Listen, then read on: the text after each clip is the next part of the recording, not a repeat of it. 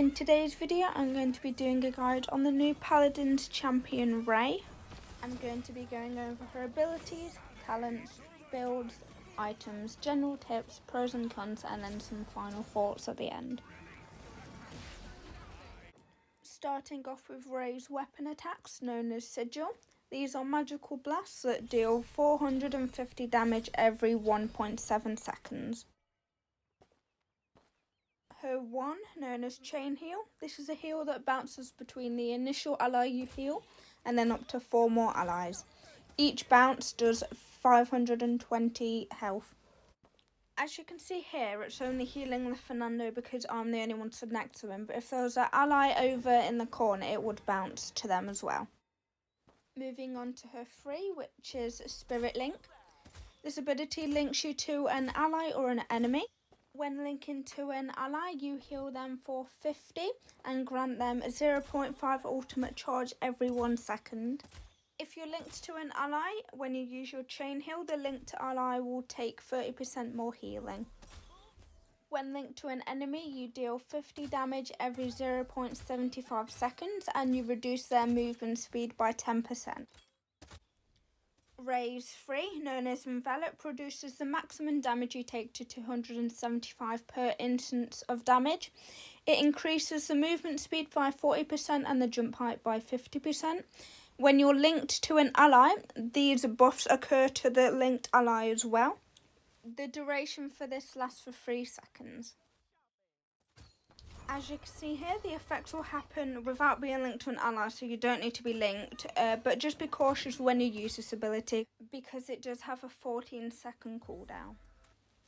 Moving on to Ray's ultimate, known as Vivify. This ability is used on a linked ally. It makes them immune to damage for 2 seconds and heals them for 100% of their health after a delay.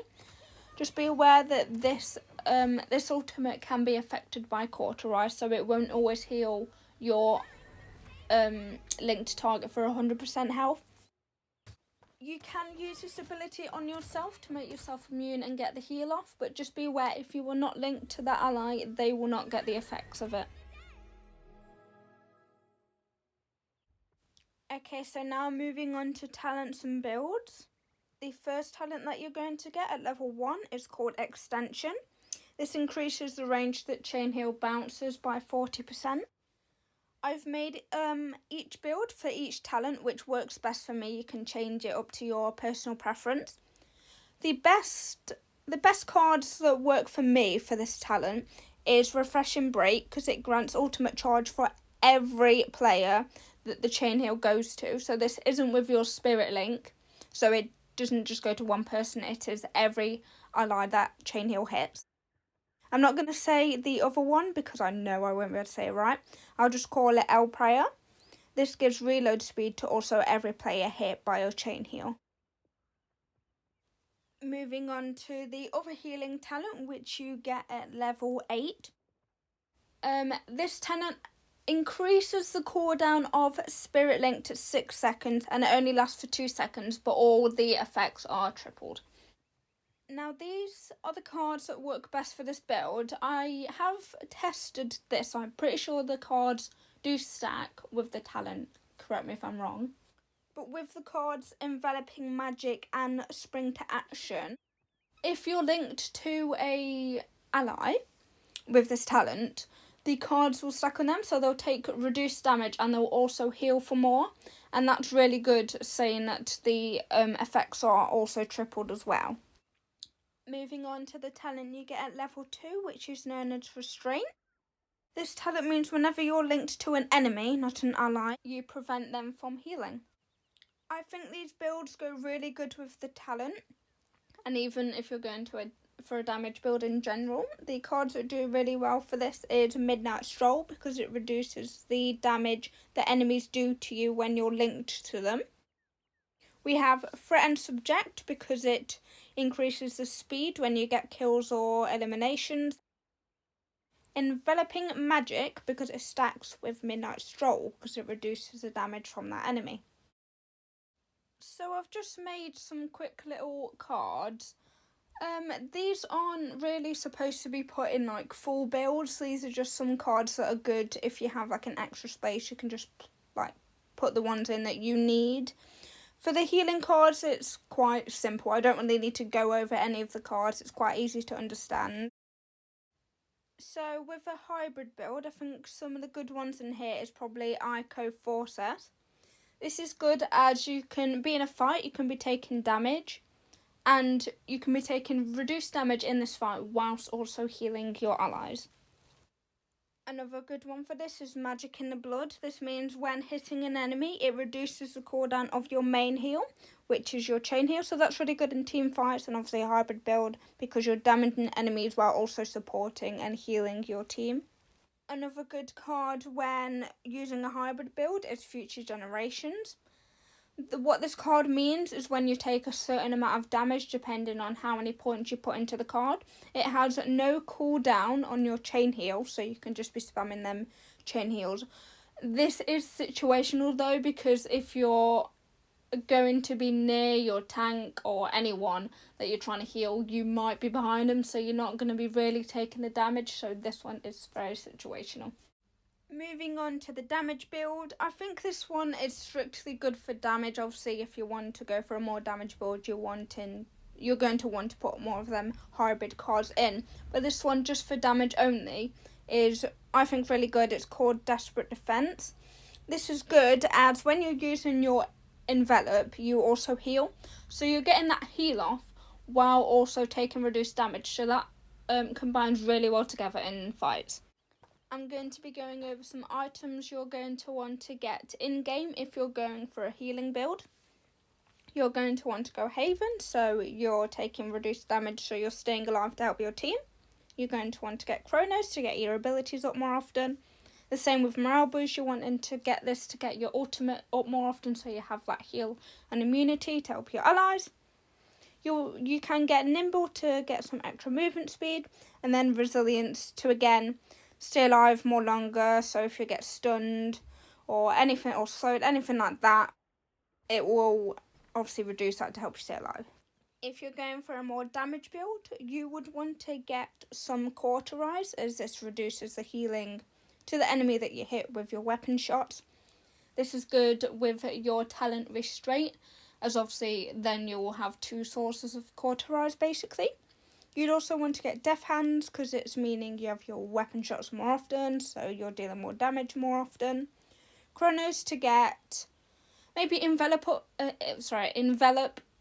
up more often, so then you're taking reduced damage. The same with Morale Boost, you're wanting to get that more often, so you can maybe not only heal your allies in fights, but also heal yourself if you're fighting more. And then Resilience and Haven, so you're not dying as much. Moving on to some quick tips to give you when you're playing her.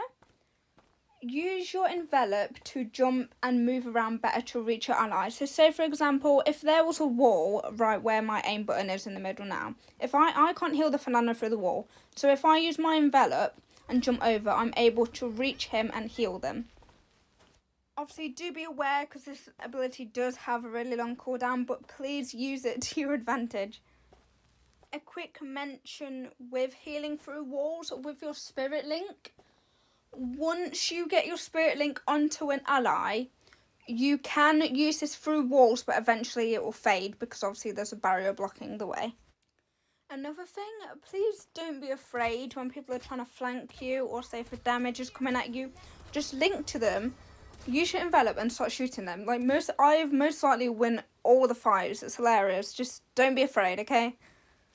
An experience I had the other day when playing her was I had Amani on my team. She was using her ult to go into her dragon form.